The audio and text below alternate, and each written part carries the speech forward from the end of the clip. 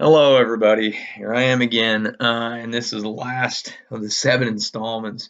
This is the election of 1860. Now, I usually don't have a lecture on this. I usually don't talk about it too much. I kind of mention it, tell you about the candidates, who won, surprises, Lincoln, and then kind of progress from there. But this time, taking a little more of an evaluation.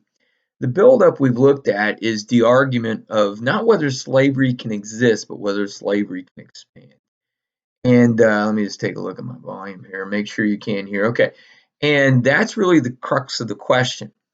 And as we've seen, going all the way from the Missouri Compromise, War with Mexico, and so on, this became the area of contention, created a new political realignment, the development of the Republican Party, a completely sectional party, the North, okay, that rallied behind this. And it was basically, when we look at the Republican Party, many different groups of people. There's a lot of the old Whigs, the Free Soilers, the Liberty Party. And I mentioned last time the three components of the Republican Party. You could have the radicals. Remember the John Brown issue. And even though not all radicals, Brown was definitely a radical and extremist. And not even all the radicals agreed with Brown's methodology, such as Frederick Douglass, who stopped short of that. So you have the radicals who believe that slavery needed to go away. These are your abolitionists. The South called them the agitators. These are the ones causing all the problems. We'll get to that in a second about the election of 1860. You had the moderate Republicans. Okay, Lincoln would be a moderate Republican. Lincoln did not believe in the equality of the races. Okay, but he did not agree with slavery. He thought it was a moral wrong, and I'll get to that in a minute. There's a line he kept repeating, and he would repeat all the way into the White House. And then this is why we get into the area where there is no compromise over this. And then the last part of the Republican Party is the conservative Republicans, and the conservative Republicans definitely did not agree with emancipation of slaves, and did not definitely agree with the idea of the race relations, the equality between the races. So you got to understand this is a complex issue. It's not just they're all together and they're all one big happy party. The Democrats, likewise, going into the election of 1860, some damage had been done. Remember in the previous Douglas Lincoln debates, I told you the old line, Douglas won the Senate but would lose the presidency. My line was, Lincoln would lose the battle with Douglas, okay, for the Senate of Illinois, but Lincoln would win the war, and you can take that either way. That the presidency of the United States, 1860, was now blossomed for Lincoln to pick. And it's because really Douglas's huge mistake in Illinois. But it's a little more complex than that. It's very complex. You want to get into the politics of it. Following John Brown's raid, groups of Southerners started to agitate. These guys became known as fire eaters, very radical people in the South. These are the extremes working against each other.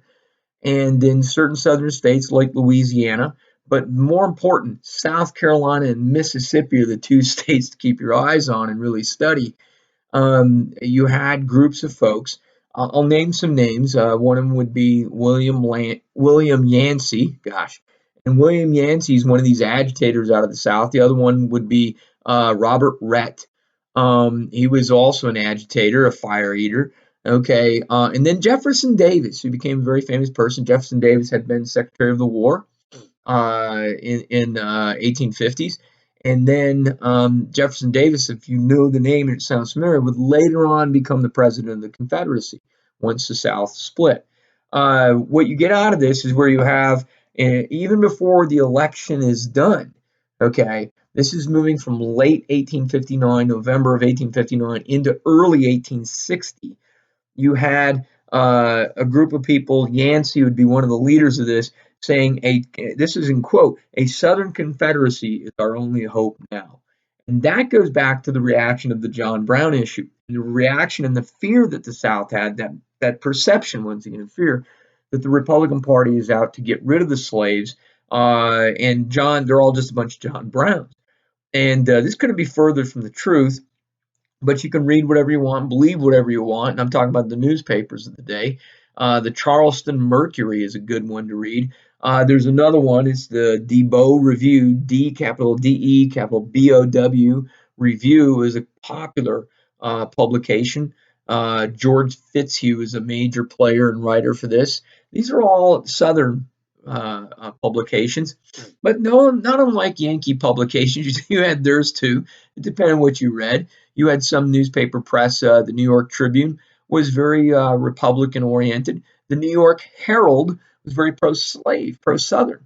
Okay, so the press, there's no difference. This is what I'm saying. When you look at today, and I had the fortunate opportunity to listen to a really good historian a while back, and he's written tons and tons on Lincoln, Harold Holzer, and he mentioned that the 19th century press is just as divided and contentious as the press today. Why should it be shocked? In fact, he argued that there is this huge parallel and mirror. It was a wonderful conversation, very enlightening. And anyway, so what did the South want? Two things basically. When you get down to a look at this, the South said, number one, we demand the reopening of the slave trade, bring more slaves in, the African slave trade. The second thing is they wanted a stricter federal code put in place that would protect slavery in all areas. Now, that one's a huge blanket, that last one. And that really went to not only the stricter Fugitive Slave Act that would be enacting, but it's kind of playing upon the Dred Scott case. That's really that second one, is that Dred Scott's correct. Nobody can stop. And what do they mean? Slavery can go anywhere it wants. It goes back to the issue of property. And therefore, that's why the Republican Party is going to stand against both of those, no question. The Republicans, this is getting a heated debate in Congress, and it's getting newspaper press. And this is what's agitating, is the South's reaction to this and saying, okay, they're beginning to form these little groups in the South that are advocating just the first quote I gave you, that the Southern Confederacy is the only hope we got now. And these are disunionists, so what we call them now. And their hope is this is going to create this disunion and then break apart. Now, there's some Northerners who are okay with this. See, this is what I'm saying. The conservative, the moderates, and radicals. Some Northerners are saying this is great. Let them go. We don't care. We don't need them. And in the middle of this really is Lincoln, and Lincoln has recognized you can't do this. You can't let the Union dissolve. And we'll get to this. And this is foreshadowing everything that's going to come out with Lincoln's Gettysburg Address. Lincoln's very consistent in that sense. When people say he's complex, he was. He's a man. But Lincoln dealt with issues as they emerged. And so in this case, the two things the South wanted, reopen the slave trade, which is unbelievable and shocking, because what it meant is bring more slaves in from Africa and grow. So the South is really saying slavery needs to grow. It's this institution that really defined the South. And this is how the South, by the way, one of the great questions is, how many people in the South really own slaves? Not very many, 5% at the most. And you don't have huge percentage of people owning slaves in the South. So the South selling this, these Yancey and these other guys I mentioned, as everybody can someday own slaves if you reopen a slave trade soon, because who we had to appeal to, if you're a Southern agitator and disunionist, the biggest group you had to appeal to in the South and gain them was what's called the yeomanry, however you want to spin it. These are gentlemen farmers. These are small farmers in the South. Most of them didn't own slaves. They didn't really find it feasible. And they promised, look, now someday you can, then you move up, and this defined your status. Slavery is just not an economic issue. It's a political and social issue. It defined the South. It's an archaic structure. And that's why Lincoln's looking at saying, you can't keep them. It can't, the house divided. It cannot continue this way. They contradict in so many ways. And so this modernization of the South is really in the mind of a lot of folks. And when you think about this, in fact, the South created an organization called the African Resupply Association. And they had meetings and conventions and everything else. And the idea was to keep the slave trade alive. Well, this is what's going to stoke the furnace of the Yankees and the Northerners and shock them. And this is moving into the 1860, the year of 1860. So no wonder the election of 1860 is really going to come down to, it's four candidates, but it's really kind of two races. There's one in the North, one in the South. And the four candidates, when you look at this, has to do with Lincoln as the Republican candidate, singular, Stephen Douglas and John Breckinridge will become the Democratic ticket. They're split. The Democrats, to appease the South, the Democratic Party decided to have their convention in Charleston, South Carolina. Now, at this period in time, Charleston is a beautiful city, but in this period of time, it's not. It's not a big city at all. It doesn't have. It's not a good place to hold a large convention. And so to do this to placate the South, it's at this convention that Douglas gets his feathers ruffled because all of a sudden the Southerners treated the Northerners, Democrats, horribly. And they turned their backs on Douglas, refused to nominate him, and then chose instead John C. Breckinridge out of Kentucky. And that is the Southern Democratic group now. The Northern Democrats left Charleston, moved into Baltimore, chose their own candidate, Stephen Douglas. So you have Lincoln versus Douglas in the North, is my point. You have Breckinridge. Then you had another group that emerged in the South called the Constitutional Union. Keep the Union together. They're a very simple platform. They're really kind of an old gentleman's club, is what I call it. They got these guys like John Crittenden, who's in his 70s, and they got behind a candidate named John Bell out of Tennessee. These are kind of the moderates in the South. And then you got with John Bell was a man named Edward Everett. Gosh, Edward Everett. Edward Everett would later on be famous because he gave the first speech at Gettysburg when the cemetery is dedicated November 19, 1863.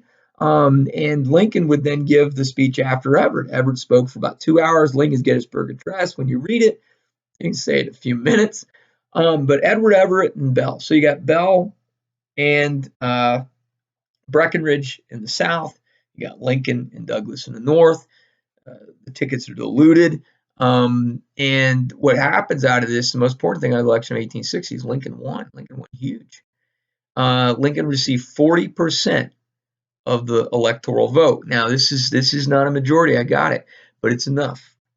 And he also won 54% of the North. For the first time, the South has realized something. They're a minority politically. And it didn't come out the way they wanted. It goes back to a question I asked earlier about the Dred Scott issue. What do you do in a democracy when it doesn't come out the way you want it to? So the Dred Scott case, the North's not seceding. The North's not saying, well, we're out of here. Instead, the North said, well, now we're going to get politically energized. And I think this is one of the things when you look at the current election, the 2020, it's very similar to the 1860 election. In some ways, it has some shades. And one of the key things is Lincoln's election was contested. Secession was not unified. All the southern states didn't leave at once. They didn't leave.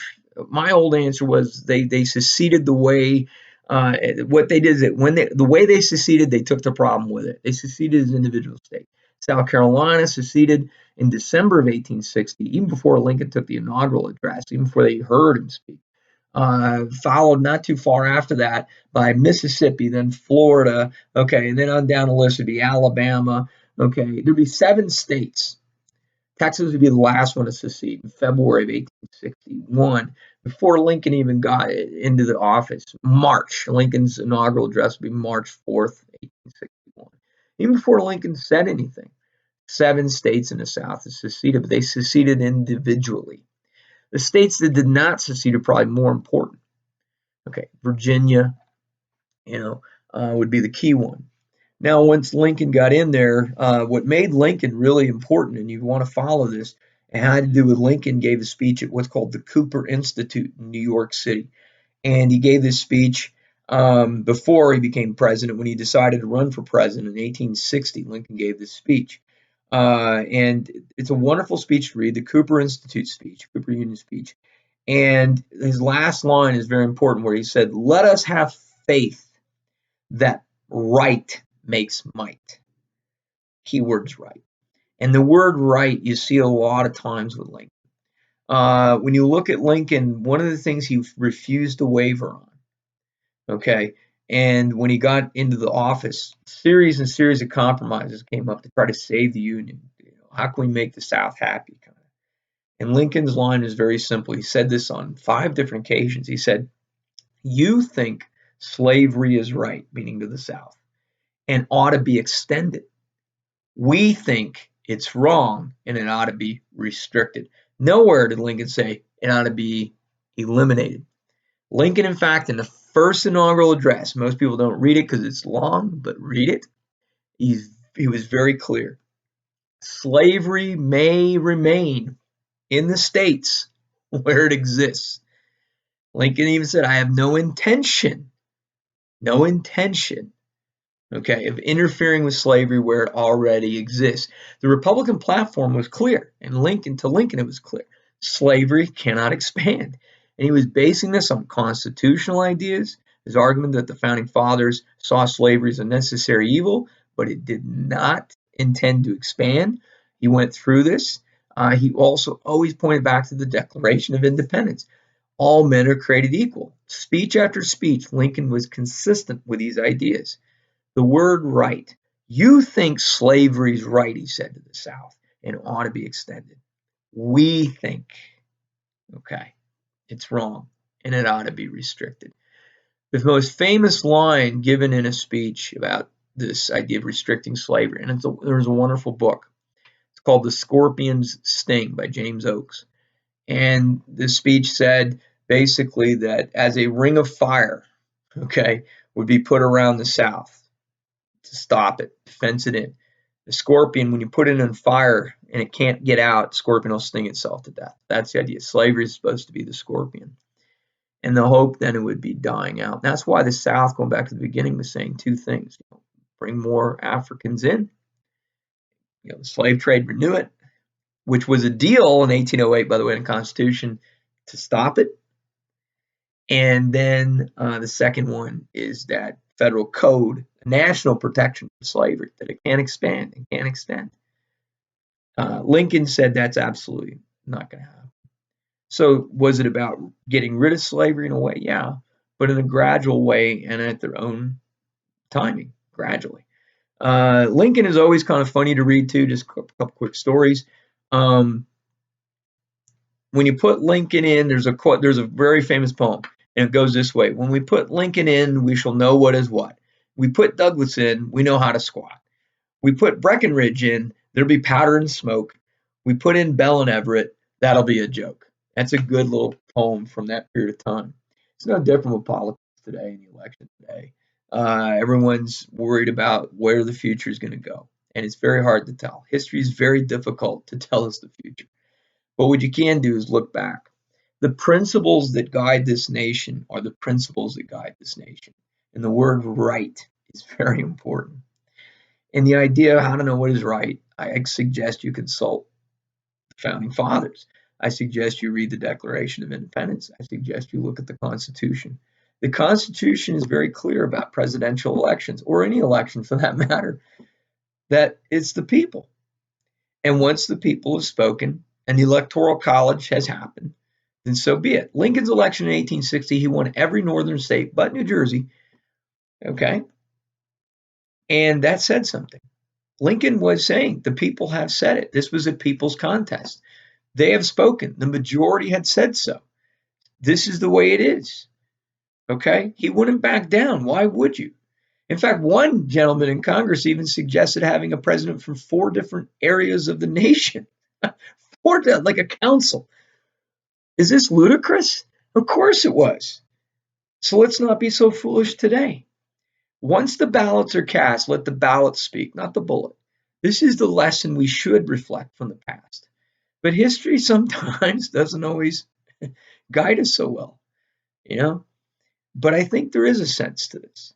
We should have the hope, and hope is a wonderful thing. Yet, one thing that Sir Francis Bacon said, hope is a wonderful breakfast, but it's a very bitter supper. If your candidate does not win, whatever that means, accept that the great nation of the United States still exists, and still accept that those principles remain the same. That is the last best hope on earth, as Lincoln said. I find my solace in these folks who had greater wisdom and had, unfortunately, the terrible experiences that I hope we don't endure. The Civil War was an ugly thing, and it was brought on, because the extremes basically pulled apart. But as Lincoln said, one side brought the war. Okay? And it's true. Lincoln did not have any stomach for the Civil War, yet it came. And what ended it, was the Yankee victory, the Northern victory, which preserved the nation. Read the Gettysburg Address. Best thing you can ever do in American history is read the Gettysburg Address, even outside of American history. It holds the answer in such a short, succinct, deeply meaningful way. It is, as Lincoln said, there are two choices: tyranny, the rule of kings, or the rule of self government. Okay, thank you. Bye bye.